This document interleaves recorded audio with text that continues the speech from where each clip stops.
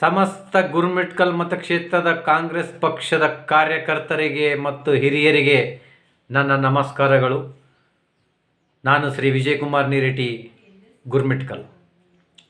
ಬಂಧುಗಳೇ, ನಾಳೆ ದಿನಾಂಕ 28/1/2026 ಬುಧವಾರ ಮಾನರೇಗಾ ಬಚಾವ್ ಜನಾಂದೋಲನ ಪಾದಯಾತ್ರೆ ಕಾರ್ಯಕ್ರಮ ಗುರುಮಿಟ್ಕಲ್ ಪಟ್ಟಣದಲ್ಲಿ ಗಾಂಧಿ ಮೈದಾನದಿಂದ ಹಮ್ಮಿಕೊಳ್ಳಲಾಗಿದೆ.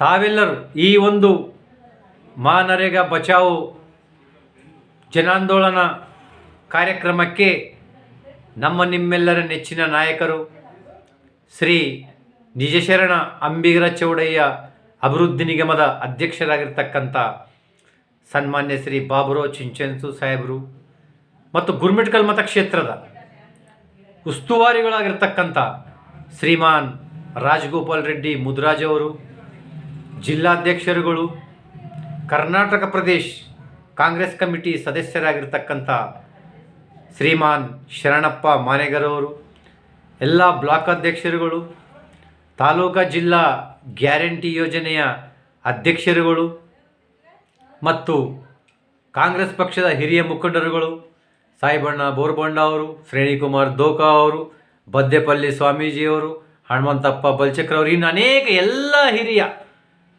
ಮತ್ತು ಯುವಕ ಮಿತ್ರರು, ಮುಂಚೂಣಿ ಘಟಕದ ಅಧ್ಯಕ್ಷರುಗಳು, ನಾಮನಿರ್ದೇಶಿತ ಅಧ್ಯಕ್ಷರುಗಳು, ಸದಸ್ಯರು, ಎಲ್ಲ ಇಡೀ ಗುರುಮಿಟ್ಕಲ್ ಮತಕ್ಷೇತ್ರದ ಕಾಂಗ್ರೆಸ್ ಪಕ್ಷದ ಕಾರ್ಯಕರ್ತರು ಬಂದು ಈ ಒಂದು ಕಾರ್ಯಕ್ರಮದಲ್ಲಿ ಭಾಗಿಯಾಗಬೇಕು. ಯಾಕಂತಂದರೆ ಈ ಭಾರತ ದೇಶದಲ್ಲಿ ತಾವು ನೋಡ್ತಾ ಇದ್ದೀರಿ,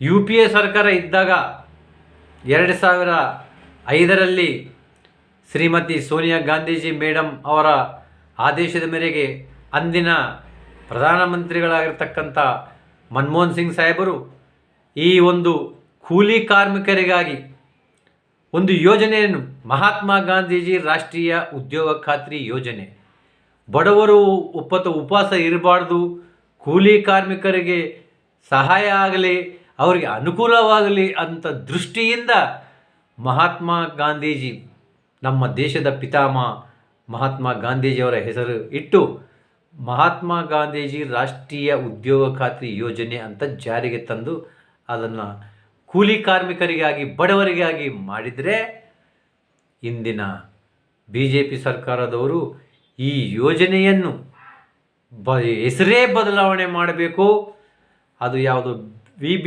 ರಾಮ್ಜಿ ಯೋಜನೆ ಅಂತ ಹೊಸ ಜಾರಿಗೆ ತರಬೇಕಂತ ಹೊರಟ್ರಲ್ಲ ಕೇಂದ್ರ ಸರ್ಕಾರದ ವಿರುದ್ಧ. ಯಾಕಂತಂದರೆ ಭಾರತ ದೇಶದಲ್ಲಿ ಸ್ವತಂತ್ರ ಸಿಕ್ಕ ನಂತರ ಮೊಟ್ಟ ಮೊದಲಿಗೆ ಪ್ರಧಾನಮಂತ್ರಿಯಾಗಿದ್ದು ಪಂಡಿತ್ ಜವಾಹರ್ಲಾಲ್ ನೆಹರು ಸಾಹೇಬರು. 1967ರಿಂದ 1984ರವರೆಗೆ 17 ವರ್ಷಗಳ ಕಾಲ ಪ್ರಧಾನಮಂತ್ರಿಯಾಗಿದ್ದು ಶ್ರೀಮತಿ ಇಂದಿರಾ ಗಾಂಧೀಜಿಯವರು. 1984ರಿಂದ 1991ರವರೆಗೆ 7 ವರ್ಷಗಳ ಕಾಲ ಪ್ರಧಾನಮಂತ್ರಿಯಾಗಿದ್ದು ದಿವಂಗತ ರಾಜೀವ್ ಗಾಂಧಿ ಸಾಹೇಬರು. ಮಧ್ಯದಲ್ಲಿ ಕಾಂಗ್ರೆಸ್ದವರು ಪ್ರಧಾನಮಂತ್ರಿಗಳಾದರು. UPA ಸರ್ಕಾರ 2004ರಿಂದ 2014ರವರೆಗೆ 10 ವರ್ಷಗಳ ಕಾಲ ಸನ್ಮಾನ್ಯ ಡಾಕ್ಟರ್ ಮನಮೋಹನ್ ಸಿಂಗ್ ಸಾಹೇಬರು ಪ್ರಧಾನಮಂತ್ರಿಗಳಾದರು. ಇವರೆಲ್ಲ ಕಾಂಗ್ರೆಸ್ ಪಕ್ಷದವರು. ಕಾಂಗ್ರೆಸ್ ಪಕ್ಷಕ್ಕೆ ಒಂದು ಇತಿಹಾಸನೇ ಇದೆ. 140 ವರ್ಷಗಳ ಕಾಲ ಇತಿಹಾಸ ಇರ್ತಕ್ಕಂಥ ಪಕ್ಷ ಕಾಂಗ್ರೆಸ್ ಪಕ್ಷ. ಇವರು BJPದವರು 2014ರಿಂದ ಈಗ 3ನೇ ಬಾರಿಗೆ 2026ರವರೆಗೂ 13-14 ವರ್ಷಗಳೇನು ಮಾಡ್ತಾ ಇದ್ದಾರಲ್ಲ, ಇವರು ದೊಡ್ಡ ಮಾತಾಡ್ತಾರೆ. ಇಷ್ಟು ವರ್ಷದಿಂದ ಮಾಡಿ, ಇಷ್ಟು ವರ್ಷಗಳ ಪ್ರಧಾನಮಂತ್ರಿಗಳಾಗಿ ಅಭಿವೃದ್ಧಿ ಮಾಡ್ತಾ ಬಂದವ್ರದ್ದು ಹೋಯ್ತು. ಈ ಹೊಸದಾಗಿ ಏನು ಬಂದಾರ ಬರೇ ಸುಳ್ಳು ಆಶ್ವಾಸನೆಗಳು ನೋಡ್ತಾನೇ ಇದ್ರಿ. 2 ಕೋಟಿ ನಿರುದ್ಯೋಗಿಗಳಿಗೆ ನೌಕರಿ, 15 ಲಕ್ಷ ಖಾತೆಗೆ ಜಮಾ, ಬರೇ ಎಲ್ಲ ಸುಳ್ಳು. ರಾಷ್ಟ್ರದಲ್ಲಿ ಹಾಗೆ, ರಾಜ್ಯದಲ್ಲಿ ಹೀಗೆ. ಬರೇ ವಿರುದ್ಧ ಮಾಡೋದು, ಜಾತಿಗೆ ಜಗಳ ಹಚ್ಚದೆ ಇವರು ಭಾರತೀಯ ಜನತಾ ಪಾರ್ಟಿದವ್ರ ಕೆಲಸ. ಇವಾಗ UPA ಸರ್ಕಾರ ಇದ್ದಾಗ ಹೆಸರಿಟ್ಟಿರ್ತಕ್ಕಂಥದ್ದು ಕಾಂಗ್ರೆಸ್ ಪಕ್ಷದ ನಾಯಕರುಗಳು ಮಹಾತ್ಮ ಗಾಂಧಿ ರಾಷ್ಟ್ರೀಯ ಯೋಜನೆ, ಉದ್ಯೋಗ ಖಾತ್ರಿ ಯೋಜನೆ ಅಂತ ಹೆಸರಿಟ್ಟರೆ ಇದನ್ನೇ ಬದಲಾವಣೆ ಮಾಡಬೇಕಂತ ಹೊರಟಿದ್ರಲ್ಲ.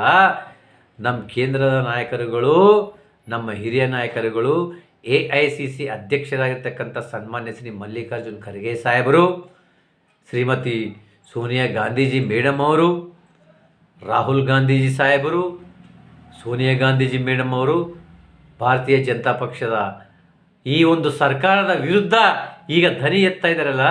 ನಿಮಗೆ ಈ ಒಂದು ನೀವು ಏನು ಹೊಸ ಯೋಜನೆ ತರಬೇಕು VB ರಾಮ್ಜಿ ಅಂತ ಹೊರಟಿದ್ರಲ್ಲ, ಅದನ್ನು ನಿಮ್ಗೆ ಹೊಸ ಯೋಜನೆ ತರಲು ಬಿಡೋದಿಲ್ಲ ನಮ್ಮ ನಾಯಕರುಗಳು. ಅದಕ್ಕೆ ಈಗ ಮನ್ನರೆಗೆ ಬಚಾವೋ ಅಂತ ಹೋರಾಟ ನಡೆದಿದೆ. ಅವ್ರಿಗೆ ಬೆನ್ನೆಲುಬಾಗಿ ಕರ್ನಾಟಕ ರಾಜ್ಯದಲ್ಲಿ ಘನವೆತ್ತ ಸರ್ಕಾರ ಸನ್ಮಾನ್ಯ ಶ್ರೀ ಸಿದ್ದರಾಮಯ್ಯ ಸಾಹೇಬರ ನೇತೃತ್ವದಲ್ಲಿ ನಡೆದಿದೆ. KPCC ಅಧ್ಯಕ್ಷರು ಉಪಮುಖ್ಯಮಂತ್ರಿಗಳಾಗಿರ್ತಕ್ಕಂಥ DK ಶಿವಕುಮಾರ್ ಸಾಹೇಬರ ಒಂದು ಆದೇಶದ ಮೇರೆಗೆ ಈ ಏನು ಮಾನರೇಗ ಬಚಾವೋ ಜನಾಂದೋಲನ ಪಾದಯಾತ್ರೆ ಕಾರ್ಯಕ್ರಮಗಳು ನಡೀತಾ ಇವೆ. ರಾಷ್ಟ್ರ ನಾಯಕರ ಜೊತೆಯಲ್ಲಿ ಮತ್ತು ಕೇಂದ್ರ ನಾಯಕರ ಜೊತೆಯಲ್ಲಿ ನಾವೆಲ್ಲರೂ ಒಗ್ಗಟ್ಟಾಗಿ ಕೈ ಜೋಡಿಸಿ ಇವರಿಗೆ ಹೊಸ ಯೋಜನೆ ಜಾರಿಗೆ ತರಲಾರದ ಹಾಗೆ ಮಾಡಲು ಆ ಹಿರಿಯ ನಾಯಕರಿಗೆ ನಾವು ಸಪೋರ್ಟ್ ಮಾಡಬೇಕಾಗಿದೆ. ಹೆಂಗಿದೆ ಪರಿಸ್ಥಿತಿ ಅಂತಂದರೆ ಕೇಂದ್ರದಲ್ಲಿ ಕೂಡ ಅದೇ ಥರ, ರಾಜ್ಯದಲ್ಲಿ ಕೂಡ ಇದೇ ಥರ. ಇವರು ರಾಜ್ಯದಲ್ಲಿ ಕೂಡ ಭಾರತೀಯ ಜನತಾ ಪಕ್ಷದವರು 100 ಸೀಟ್ ದಾಟೇ ಇಲ್ಲ, ಸುಮ್ಮನೆ ಅಲೈನ್ಸ್ ಮಾಡಿಕೊಂಡೇ ಸರ್ಕಾರ ನಡೆಸ್ಯಾರ. ಇಲ್ಲಿ ಅವರು ವಿರುದ್ಧನೇ ಮೊನ್ನೆ ನೋಡಿದ್ರಿ, ರಾಜ್ಯಪಾಲರು ಕೇಂದ್ರದ ಕೈಗೊಂಬೆ ಇದ್ದಂಗೆ ಮಧ್ಯದಲ್ಲಿ ಹೊರಟೋದ್ರು. ಯಾವಾಗಲೂ ಇವರು ಬೆಂಕಿ ಹಚ್ಚೆ ವ್ಯಾಪಾರನೇ, ಡಿವೈಡ್ ರೂಲ್. ಯಾಕಂತಂದರೆ ಇವರು ಶ್ರೀಮಂತರ ಪರವಾಗಿರ್ತಕ್ಕಂಥ ಪಕ್ಷ, ರಾಷ್ಟ್ರದಲ್ಲಿ ಬಡವರ ಪರವಾಗಿರ್ತಕ್ಕಂಥ ಪಕ್ಷ ಅಲ್ಲ. ಆ ಬಡವರ ಪರವಾಗಿರ್ತಕ್ಕಂಥ ಪಕ್ಷ ಕೇವಲ ಒಂದೇ ಒಂದು ಪಕ್ಷ, ಅದು 140 ವರ್ಷಗಳ ಕಾಲ ಇತಿಹಾಸ ಇರ್ತಕ್ಕಂಥ ಪಕ್ಷ ಕಾಂಗ್ರೆಸ್ ಪಕ್ಷ. ಈ ಬಡವರಿಗೆ ಒಂದು ಹೊಟ್ಟೆಪಾಡಿಗಾಗಿ ತರಬೇಕಂತ ಯೋಜನೆ ತಂದರೆ ಇವರು ಆ ಹೊಟ್ಟೆಪಾಡಿಗೆನೂ ಆ ಹೊಟ್ಟೆ ಮೇಲೆ ಉಳಿಬೇಕಂತೇಳಿ ಹೊಂಟು ಅವ್ರು ಯಾರ್ಯಾರೋ ಹೆಸರು ಇಟ್ಕೊಂಡು ಹೊಸ ಯೋಜನೆ ತರ ಬರೇ ಶ್ರೀಮಂತರಿಗೆ ಶ್ರೀಮಂತರನ್ನಾಗೇ ಮಾಡ್ತಾ ಇದ್ದಾರೆ, ಬಡವರಿಗೆ ಬಡವರನ್ನಾಗೇ ಉಳಿಸ್ತಾ ಇದ್ದಾರೆ. ಸ್ವಲ್ಪ ವಿಚಾರ ಮಾಡ್ತಕ್ಕಂಥದ್ದು. ಈ ನಮ್ಮ ರಾಜ್ಯದಲ್ಲಿ ಕೂಡ ಮಾನ್ಯ ಸಿದ್ದರಾಮಯ್ಯ ಸಾಹೇಬರ ಘನವೆತ್ತ ಸರ್ಕಾರ ಏನು ನಡೆದಿದೆ, ಗ್ಯಾರಂಟಿ ಸ್ಕೀಮ್ಗಳು ಯೋಜನೆ ತಂದು ಎಲ್ಲರಿಗೆ ಅನುಕೂಲವಾಗಲಿ ಅಂತೇಳಿ ಮತ್ತೆ ಇವ್ರು ಬೆಂಕಿ ಹಚ್ಚಿದೆ. ಈಗ ಎಲ್ಲ ರೇಟ್ಗಳು ಬೆಳೀತಾ ಇವೆ. ಮ್ಯಾಚ್ ಬಾಕ್ಸ್ ಕಡ್ಡಾಬಿ ರೇಟ್ ಯಾಕೆ ಬೆಳೆಯಲ್ಲ ಗೊತ್ತದ ಬಂಧುಗಳೇ?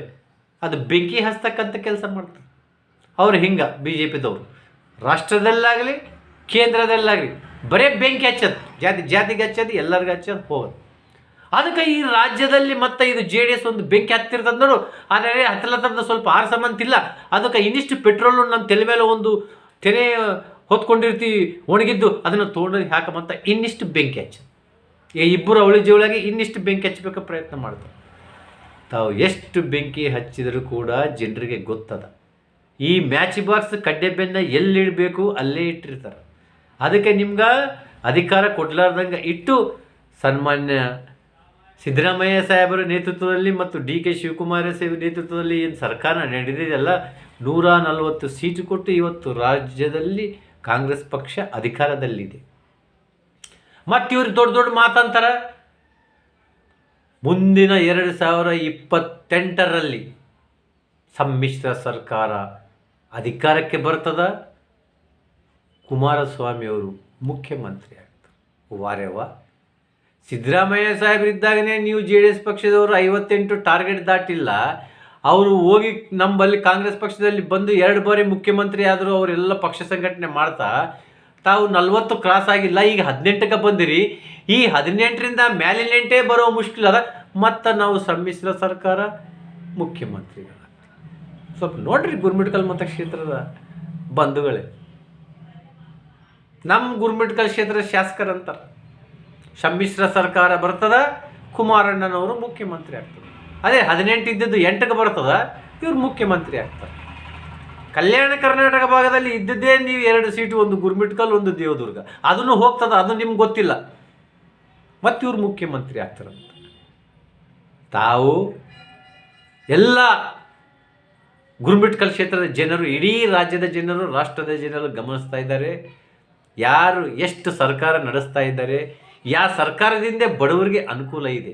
ಅದಕ್ಕೆ ಬಂಧುಗಳೇ, ಪ್ರತಿ ಬೂತ್ಗಳಿಂದ ಈ ಒಂದು ಮನರೇಗಾ ಬಚಾವೋ ಜನಾಂದೋಲನ ಪಾದಯಾತ್ರೆ ಕಾರ್ಯಕ್ರಮಕ್ಕೆ ನಾಳೆ ಗಾಂಧಿ ಮೈದಾನದಿಂದ ಬೆಳಗ್ಗೆ 10 ಗಂಟೆಗೆ ಪ್ರಾರಂಭ ಆಗ್ತದೆ.